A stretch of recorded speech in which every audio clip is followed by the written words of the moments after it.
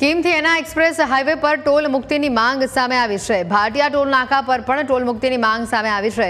કોંગ્રેસ નેતા દર્શન નાકે કલેક્ટરને પત્ર લખી માંગ કરી છે। GJ19 અને GJ5ના વાહનોને ટોલ મુક્તિની માંગ કરવામાં આવી છે। ખોલવડમાં નેશનલ હાઈવે 48 ઉપર બ્રિજનું સમારકામ શરૂ કરવામાં આવ્યું છે।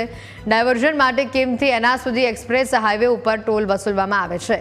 હાઈવેની કામગીરી પૂર્ણ ન થાય છતાં પણ ટોલ વસૂલવામાં આવી રહ્યું છે।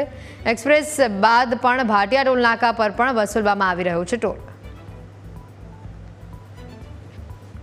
પલસાણા તાલુકાને એના થઈ એક ડાયવર્ઝન આપવામાં આવ્યું હતું અને ડાયવર્ઝન અંતર્ગત છેલ્લા 4-5 દિવસથી આ બધા વાહનોને ડાયવર્ઝન કરીને પલસાણા થઈને મુંબઈ ખાતે કે સુરત તરફ ડાયવર્ઝન કરવામાં આવતું હતું, પરંતુ ગઈકાલે રાત્રે જે પ્રમાણે નેશનલ હાઈવે ઓથોરિટીના અધિકારીઓએ એક જાહેરનામું બહાર પાડીને તાત્કાલિક અસરથી જે વાહનો આના પરથી પસાર થાય છે એની ઉપર 95 રૂપિયાથી 325 રૂપિયા સુધીનો ટોલ લેવાની જે શરૂઆત કરી હતી, એના અનુસંધાનમાં સ્થાનિક આગેવાનોએ ઘણા વિડીયો બનાવીને ત્યાં વ્યક્તિગત રજૂઆતો કરી હતી।